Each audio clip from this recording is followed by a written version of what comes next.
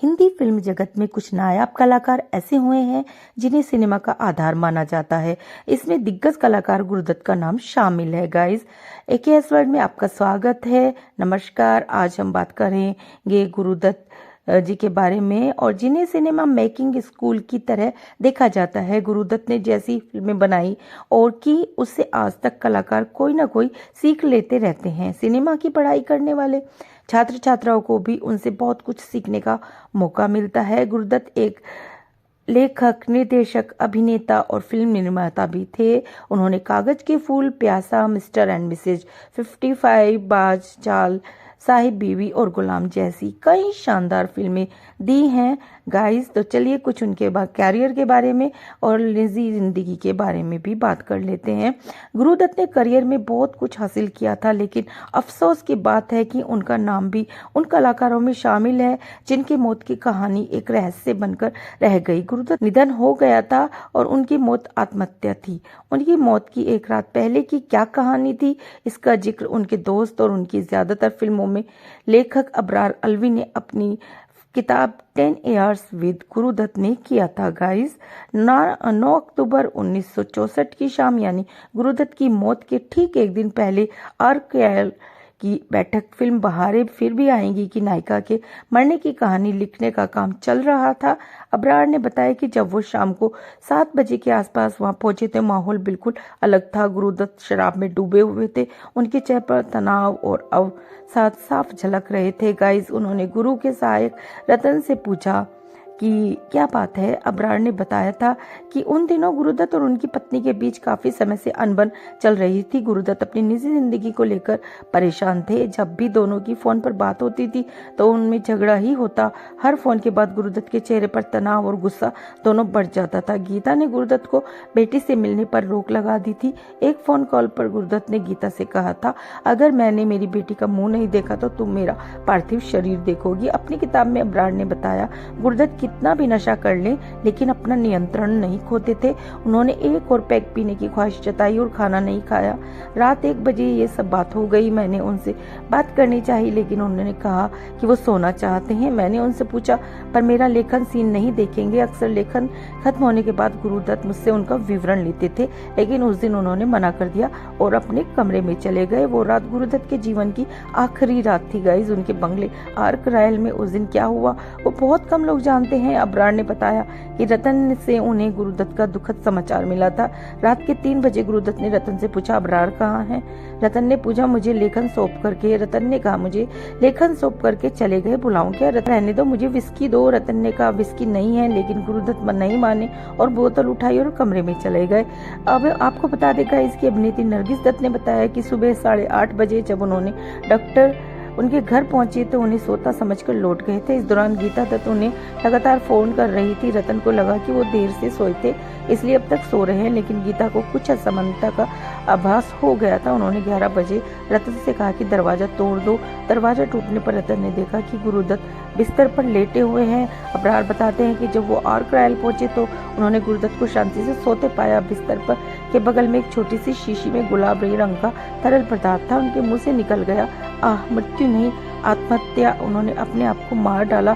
गुरुदत्त का यूं चले जाना हर किसी के लिए एक सदमे जैसा था। वो भले ही इस दुनिया से चले गए, लेकिन सिनेमा को जो उन्होंने दिया वो अतुलनीय योगदान कोई नहीं भूल पाएगा। गाइस, तो गाइज, अब इस बारे में भी बात कर लेते हैं कि उनके गुरुदत्त और उनकी वाइफ के बीच में क्या विवाद था, क्या वो कारण था जिस वजह से उनमें अक्सर लड़ाइयाँ हुआ करती थी और वो गुरुदत्त को उनके बच्चों से नहीं मिलने दिया करती थी। गाइज, तो गाइज, एक्टर गुरुदत्त और गीता की टूटी शादी के लिए कहा जाता है कि वहीदा रहमान इसकी वजह थी। गुरुदत्त की बहन ने कई साल पहले बताया था कि मामला क्या था और 9 अक्टूबर को क्या हुआ था। गुरुदत्त 10 अक्टूबर 1964 में घर पर मृत मिले थे और उनसे एक रात पहले ये सब कुछ बर्बाद हो चुका था। गाइज, गुरुदत्त भारतीय सिनेमा के वो हीरा रहे जिसने पूरी दुनिया में देश का नाम चमकाया। और आपको बता दे गाइज कि उनकी जिंदगी में काफी दर्द था। गुरुदत्त 10 अक्टूबर को इस दुनिया को अलविदा कहकर चले गए थे। और गुरदत्त की शादीशुदा जिंदगी में खटपट के लिए एक्ट्रेस वहीदा रहमान को जिम्मेदार ठहराया जाता है। और ऐसा कहा जाता है कि वहीदा रहमान के साथ नज़दीकी के कारण ही गुरदत्त और गीता दत्त की शादी टूट गई थी। पर क्या वाकई ऐसा था? आपको उस इंटरव्यू के हवाले से गुरदत्त की बिखरी शादी और मौत का यह सच बता रहे हैं हम, जो एक्टर की बहन ने कई साल पहले बताया था। गुरदत्त की बहन ललिता लाजमी अब इस दुनिया में नहीं है गाइस, बट उन्होंने गुरदत्त और वहीदा रहमान की जो स्टोरी बताई 2018 में फिल्म फेयर से बातचीत में कहा था कि गुरदत्त की टूटती शादी के लिए वहीदा रहमान को बेफिजूल में जिम्मेदार ठहराया गया। ललिता लाजमी ने कहा था कि प्यार को परिभाषित करना बेहद मुश्किल है। गुरदत्त ने तो वहीदा की वजह से सुसाइड किया था और न ही गीता दत्त की वजह से। प्रोफेशनली गुरदत्त और वहीदा रहमान तो काफी पहले से अलग हो चुके थे, बल्कि साहब बीवी और गुलाम के आखिरी सीन के लिए गुरदत्त को वहीदा रहमान से मिन्नत करनी पड़ी थी कि वे आकर उसे पूरा कर दे। तो गाइस, गुरदत्त और वहीदा रहमान ने प्यासा, कागज के फूल, चौधरी का चांद, CID जैसी फिल्में साथ की थी। उनकी जोड़ी को खूब पसंद किया गया था। इसी वजह से गुरदत्त और वहीदा रहमान के रिश्ते के चर्चे होने लगे थे। गुरदत्त की पत्नी को भी इस बारे में पता चला। दावा किया जाता है कि वहीदा और गुरदत्त के इसी रिश्ते की वजह से गीता के साथ उनकी शादी बिगड़ी थी। पर ललिता लाजमी का कुछ और ही कहना था। अब सच्चाई क्या है ये तो कोई नहीं बता सकता, परंतु बहुत कम शब्दों में हम उनके जीवन को इस प्रकार परिभाषित कर सकते हैं और कुछ खास बातें उनके बारे में आइए जान लेते हैं। 39 साल की कम उम्र में वो इस दुनिया को अलविदा कह गए, पर छोटी उम्र में ही उन्होंने इतनी बड़ी बड़ी फिल्में की। तो गाइस, तो उनके जीवन की कुछ खास बातें आपसे शेयर कर रहे हैं। गुरदत्त का जन्म 9 जुलाई 1925 को हुआ था और उनकी प्रारंभिक शिक्षा कलकत्ता में हुई थी। गुरदत्त का वास्तविक नाम बसंत कुमार पादुकोण था। गुरदत्त के पिता का नाम शिवशंकर पादुकोण और माता का नाम बसंती पादुकोण था। उनके पिता हेडमास्टर थे। बाद में वे बैंक में काम करने लगे। उनकी माता स्कूल में अध्यापिका होने के साथ लघु कथाएं भी लिखा करती थी। साथ ही वे बंगाली उपन्यासों का कन्नड़ में अनुवाद भी किया करती थी। गाइस, गुरदत्त का जन्म हुआ तब उनकी माता की उम्र केवल 13 वर्ष की थी। पारिवारिक आर्थिक स्थिति खराब होने के कारण गुरदत्त का बचपन अभावों में ही बीता। उनके छोटे भाई शशिधर की 7 माह की उम्र में ही मौत हो गई थी। इससे गुरदत्त बेहद दुखी थे। गुरदत्त के 2 भाई आत्माराम और देवीदास तथा एक बहन ललिता भी थी। प्रख्यात निर्देशन कल्पना लाजमी उनकी बहन की बेटी है। गाइस, कलकत्ता में स्कूली शिक्षा होने के कारण गुरदत्त बंगाली भाषा अच्छी तरह बोल लेते थे। बचपन में गुरदत्त की दादी जब आरती किया करती थी तब दीपक की रोशनी में अपने हाथों की परछाई से गुरदत्त दीवार पर भिन्न भिन्न आकृतियां बनाया करते थे। गुरदत्त एक अच्छे विद्यार्थी थे, लेकिन परिवार की आर्थिक स्थिति खराब होने के कारण गुरदत्त कभी भी कॉलेज नहीं जा सके। गाइस, गुरदत्त के अंकल ने 1944 में 3 वर्ष के अनुबंध पर पूना की प्रभात फिल्म कंपनी में उनकी नौकरी लगवाई थी। प्रभात में गुरदत्त को कोरियोग्राफी के रूप में रणबद्धित किया गया था, लेकिन बाद में उन्हें अभिनेता और सहायक निर्देशक की जिम्मेदारी भी सौंप दी गई। यहीं पर गुरदत्त के 2 दोस्त बने, अभिनेता रहमान और देवानंद। गुरदत्त और देव आनंद एक ही लॉन्ड्री में कपड़े देते थे और एक दिन सेट पर देवानंद ने गुरदत्त को अपनी शर्ट पहने देखा। जब उन्होंने इस बारे में पूछा तो गुरदत्त ने कहा कि उनके पास कोई दूसरा शर्ट नहीं था, इसलिए वे लॉन्ड्री वाले से ये शर्ट ले आए। इसके बाद वो अच्छे दोस्त बन गए।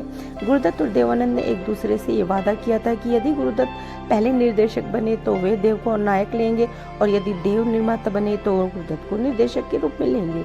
बाद में देवानंद ने अपना वादा भी निभाया और गुरदत्त ने 1944 में निर्मित चांद में श्री कृष्ण का छोटा सा रोल किया था। 1945 में वे फिल्म लखरानी में विश्राम बेटकर के सहायक निर्देशक बने। 1946 में PL संतोषी की फिल्म हम एक है में वे सहायक निर्देशक के अलावा कोरियोग्राफर भी थे। गाइस, 1947 में प्रभात से गुरदत्त का अनुबंध समाप्त हो गया था। इसके बाद लगभग 10 माह तक वे बेरोजगार रहे। इस दौरान गुरदत्त ने अंग्रेजी भाषा में लिखना शुरू किया। उन्होंने इलस्ट्रेटेड वीकली में कई लघु कथाएं लिखी हैं। गाइस, 1947 में गुरदत्त बॉम्बे चले गए और अमीर चक्रवर्ती और ज्ञान मुखर्जी जैसे निर्देशकों के साथ उन्होंने काम भी किया। अपने निर्देशन की शुरुआत गुरुदत्त ने बाजी से की थी। गुरुदत्त और गीता राय की मुलाकात बाजी फिल्म के गाने की रिकॉर्डिंग के समय हुई। दोनों में प्यार हुआ और 26 मई 1953 को दोनों ने शादी कर ली। 1954 में प्रदर्शित आर पार के जरिए गुरुदत्त को निर्देशन के रूप में ख्याति मिली।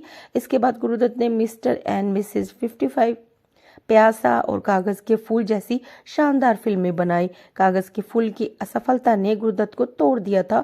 इस फिल्म को बनाने में उन्होंने खूब पैसा लगाया और जमकर मेहनत भी की। कागज के फूल भारत की पहली सिनेमास्कोप फिल्म थी। इस फिल्म में गुरुदत्त ने शेड और लाइट का जबरदस्त प्रयोग किया है। गाने के जरिए फिल्म की कहानी आगे बढ़ने में गुरुदत्त को महारत हासिल थी। बढ़ाने में गुरुदत्त अपनी फिल्मों में ज्यादातर क्लोजअप शॉट लेते थे। उनका मानना था कि 80% अभिनय आंखों से किया जाता है। गुरुदत्त अपने काम से बेहद कम संतुष्ट थे।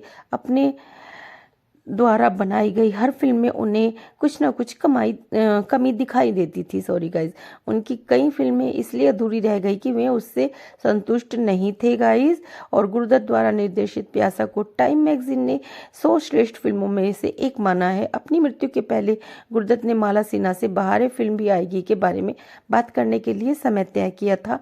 10 अक्टूबर 1964 को नींद की गोली ज्यादा खाने की वजह से उनकी मौत हो गई।